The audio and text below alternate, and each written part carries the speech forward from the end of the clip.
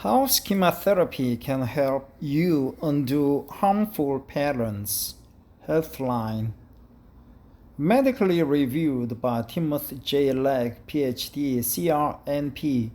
Written by Crystal Ray Paul on March 8, 2019. Core needs schemas, coping styles, modes, goals, techniques, limitations. Find a therapist. Schema therapy is a newer type of therapy that combines elements of cognitive behavioral therapy, CBT, psychoanalysis, attachment theory, and emotion-focused therapy, among others. It's an integrative approach that aims to treat personality disorders and other mental health concerns that don't always respond to other treatment options. It can be particularly useful for treating borderline personality disorder. Integrative, never heard of the word, I think, integrative.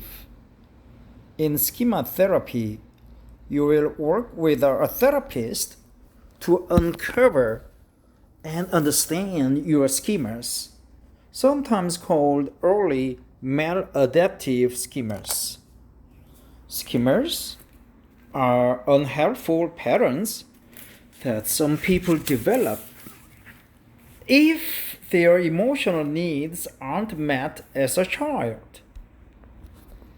These schemas can affect you throughout life and contribute to problematic coping methods and behaviors if they aren't addressed. Schema therapy aims to teach you how to ensure your emotional needs are met in a healthy way that doesn't cause distress. What are the core needs of a child?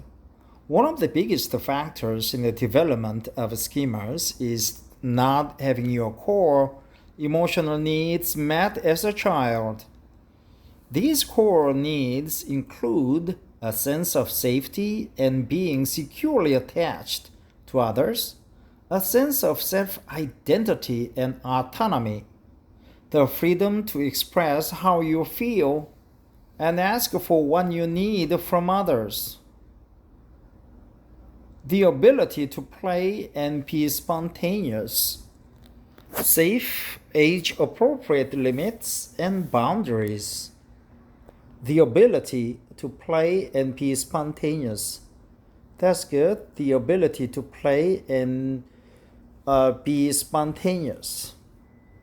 In addition, 4 types of negative experiences can also contribute to the development of schemas. These include unfulfilled needs, traumatization or victimization, overindulgence or lack of limits, selective identification and internalization.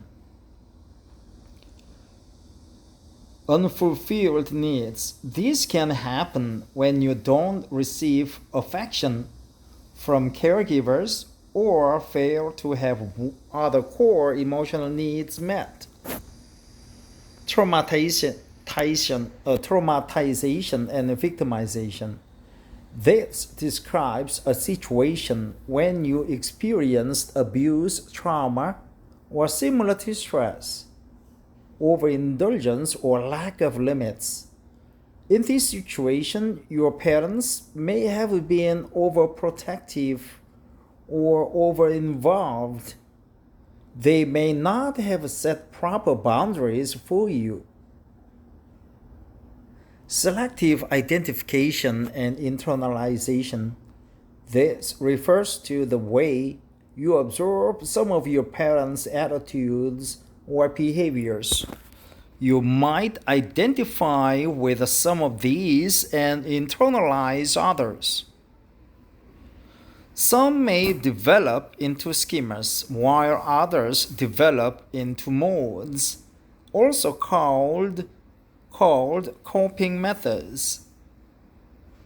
Coping methods, modes, selective identification, internalization. What are the different schemas? Schemas tend to develop in childhood and are usually resistant to change.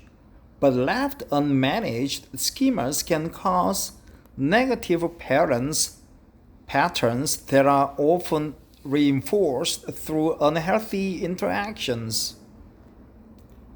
Once you develop a schema, it can unconsciously influence your thoughts and actions in an effort to prevent emotional distress. While this sounds like it could be useful, the coping methods that schemas create are often unhealthy or harmful. Most people tend to develop more than one schema.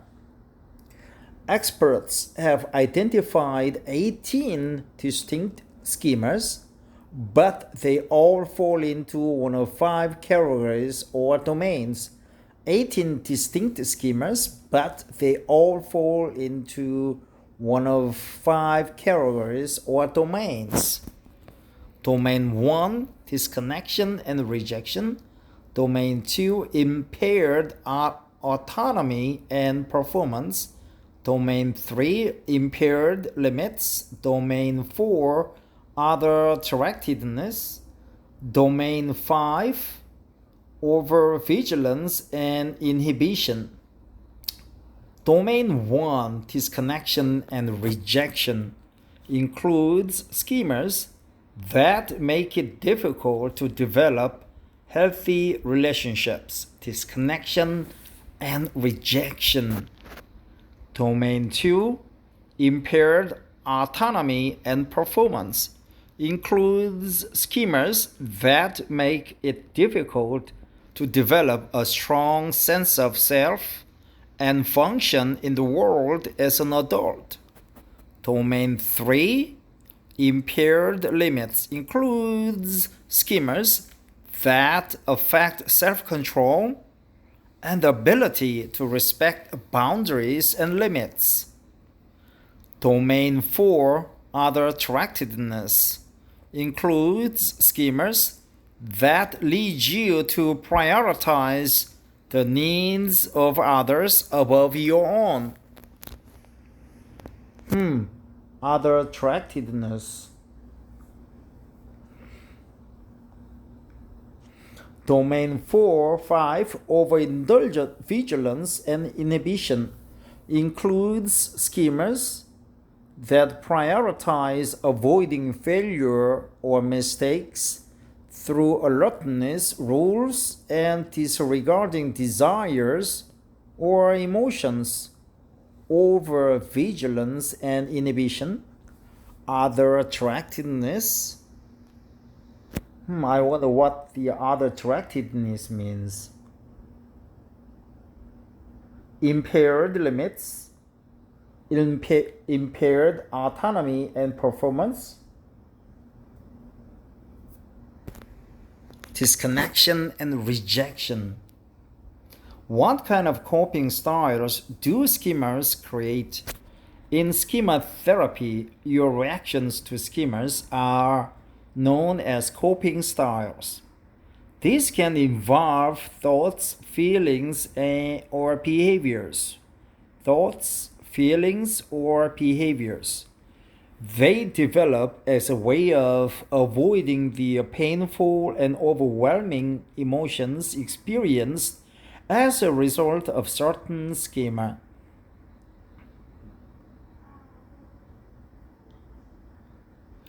Coping styles can be helpful in childhood as they provide a means of survival, but in adulthood they can reinforce schemas. Yeah, once you're a child, it's okay because it kind of protects you, but left unaddressed and you become an adult, you are fucked.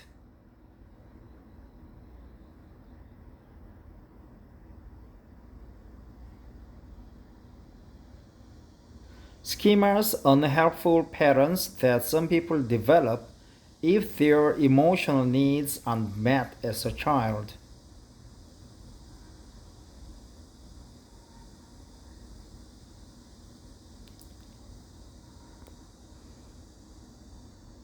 There aren't any firm rules about which schemas lead to certain coping styles. Your coping style might be based on your overall temperament or even coping styles you learned from your parents. They also vary from person to person. Two people could respond to the same schema with the same style in different ways. Similarly, two people with the same schema might also respond with two separate styles. Your own coping style can also change over time, although you are still dealing with the same schema.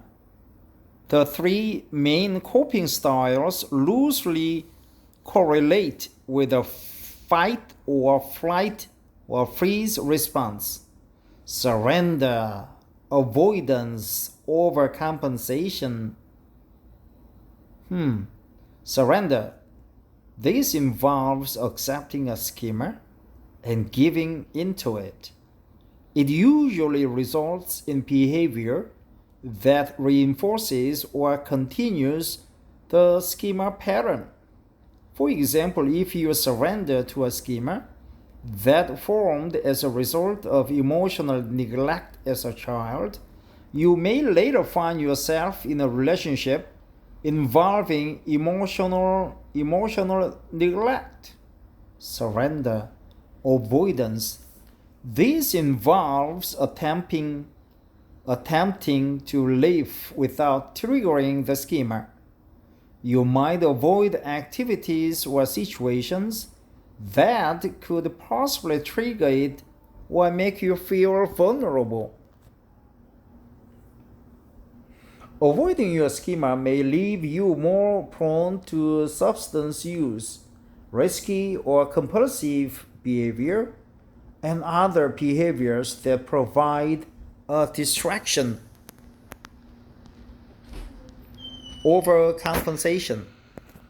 This involves attempting to fight a schema by acting in complete opposition to it. This may seem like a healthy response to a schema, but overcompensation generally goes far too far. 물한컵 좀 갖다 줘야지 시원하게. It often leads to actions or behaviors that seem aggressive, demanding, insensitive, or excessive in some way. Aggressive, demanding, insensitive, or excessive in some way. Aggressive, demanding, insensitive, and excessive. This can take a toll on your relationships with others. Traditional therapy done online. Find a therapist from BetterHelp's network of therapists for your everyday therapy needs. Take a quiz, get matched, and start getting support via phone or video sessions.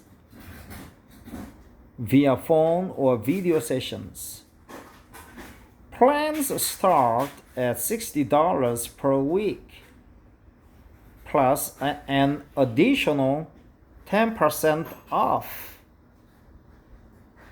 Plans start at $60 per week. Find a therapist, not now. What are schema modes?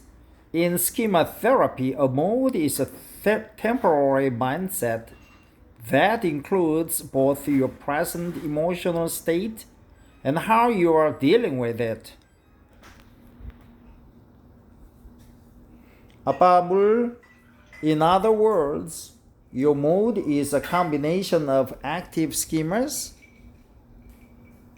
and coping styles. 아빠 물 좀 줘. Modes can be helpful, adaptive, unhelpful, maladaptive, helpful, adaptive or unhelpful, maladaptive, unhelpful.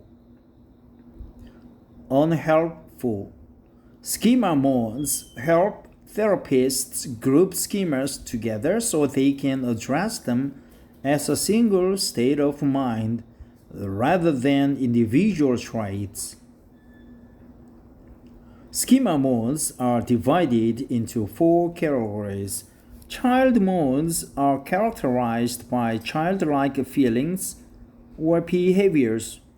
Dysfunctional coping modes are used to prevent emotional distress, but end up reinforcing the schema.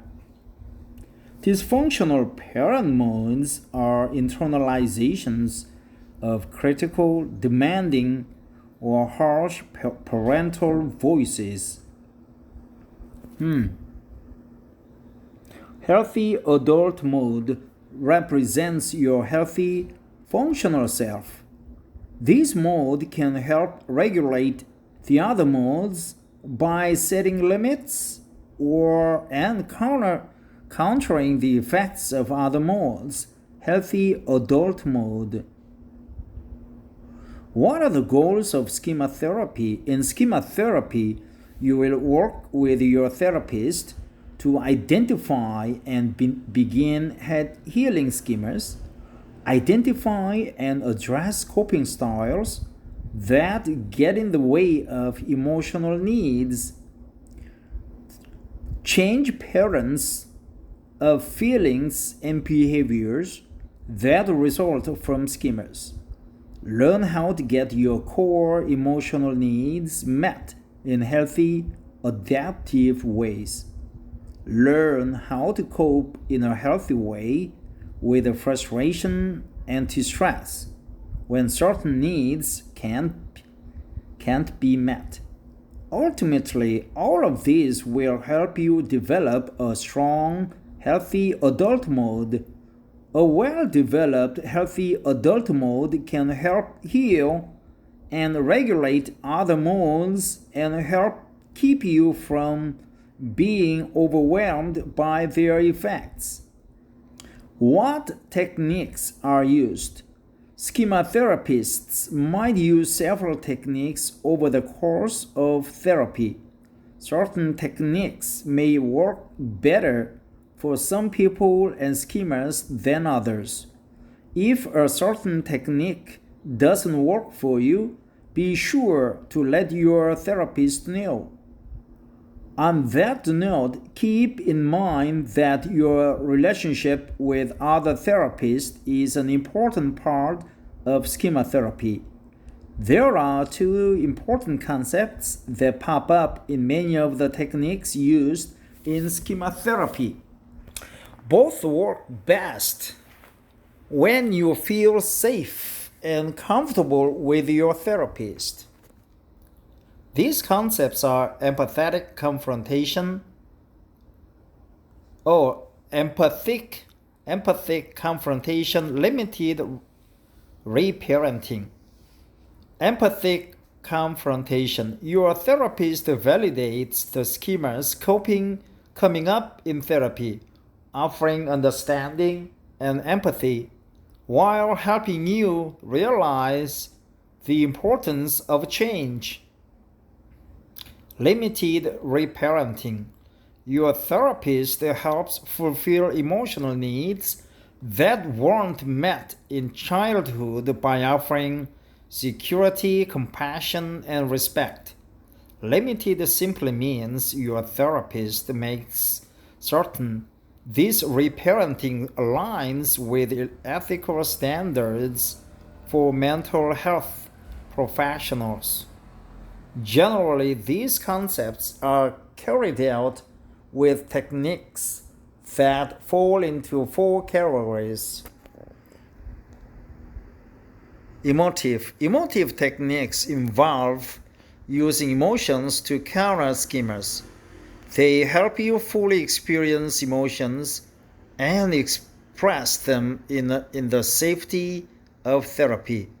Common emotive techniques include guided imagery and role playing. Interpersonal. Interpersonal techniques help you examine your relationships to identify ways schemas affect them. Seeing how schemas and responses play out in therapy can help you uncover similar patterns in your life. This might involve bringing in a partner or close friend to a therapy session. Maybe not. I don't recommend it. Cognitive. Cognitive techniques involve identifying and challenging harmful thought patterns that result from schemas. You will work with your therapist to review life experiences for evidence that supports or contradicts the schema. This might be done through the use of flashcards or structured conversations in which you will speak both in favor of and against a schema. Behavioral. Behavioral techniques help you learn to make positive, healthy choices by changing the behavior patterns that result from your coping style. To change behavioral patterns, you might work on communication skills through role play or talk through a problem and solution with your therapist. They might also give you some exercise to do between sessions. What are the limitations of schema therapy? Schema therapy shows promise as a treatment for many mental health concerns, including eating disorders and depression. Most of the existing research has looked at the role of schema therapy in treating borderline personality disorder and other personality disorders. So far, the results are promising. For example, a 2014 controlled trial concluded that schema therapy may be more effective for treating personality disorders, but schema therapy has only been around since the 1980s. This is a fairly short amount of time in the world of psychology. As a result, there aren't many quality long-term studies about its effects. While the existing research is promising, most experts agree that there is a need for further trials and research. Compared to other types of therapy, schema therapy can also be a long-term commitment. You may need to undergo schema therapy for years. If you don't have insurance, this can also become quite expensive. How can I try schema therapy? It's a bit harder to find a schema therapist than other types of therapists, especially in the United States. But resources are out there. The International Society of Schema Therapy has a directory that lists formally trained schema therapists. You can also try searching general therapist databases, including the American Psychological Association's Therapist Finder. Try to look for therapists who offer CBT. Schema therapy draws heavily from this approach, so some CBT therapists might have some experience with schema therapy or its core principles. Core principles. Since schema therapy may cost more than other types of mental health treatment, it's a good idea to ask therapists about cost, whether they accept insurance, and other financial concerns you might have. Our guide to affordable therapy can also help. Explore options for tailored online care from BetterHelp.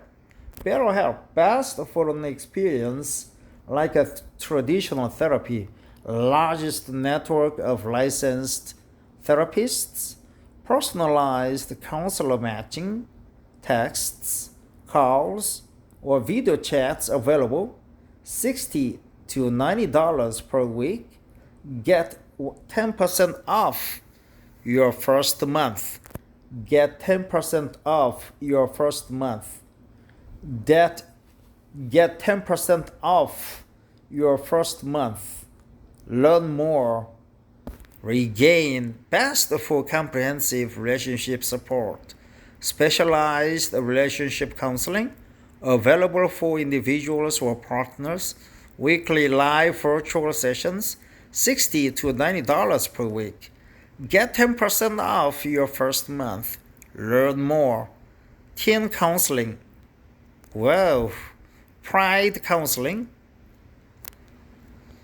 Expertise in experiences with LGBTQIA plus communities. Okay, so lesbian, gay, bisexual, transgender, queer. I stands for, I don't know. A stands for asexual. I stands for intergender.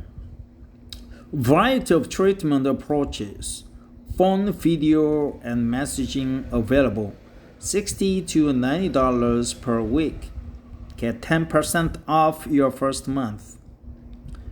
Teen counseling, best for teen mental health care. Judgment-free therapy for ages 13 to 19. Private, personalized counseling. Texts, calls, or video chats available. $60 to $90 per week. Get 10% off your first month. So basically, schemas, we learned about schemas, styles, modes, coping styles. Schema is more like a similar situation, similar experiences, similar settings that you experienced before, and you certainly developed some unhealthy or unhelpful behavior and responses at the time. And later on, as you grow up to become an adult, you fall into the same situations, or at least you judge the same situations as bad as a schema, and you fall into the trap of a schema by developing same or similar coping styles. Probably it was okay because many of those coping styles are childish, but now as an adult they are not helpful. So you got rejected, your parents are overindulgent, there are no limits, or you ate too much. So those are the patterns, schemas. Yeah, everyone has a schema. Especially for me, I don't know what kind of schema I have. I cannot tell you. But here are some expressions that I picked up from this article. Emotional, integrative, core needs, core therapy, core needs, sense of safety, being securely attached to others, a sense of self-identity and autonomy, the freedom to express how you feel and ask for what you need from others, the ability to play and be spontaneous, safe, age-appropriate limits and boundaries, unfulfilled needs, traumatization or victimization, overindulgence or lack of limits, selective identification, internalizations, disconnection and rejection, impaired autonomy performance, impaired limits, other directedness, putting others before you, over-vigilance and inhibition, surrender, avoidance, overcompensation. Child modes, dysfunctional coping modes, dysfunctional parent modes, healthy adult mode. We need to have healthy adult mode. That's it for today. Thanks for listening. Bye bye.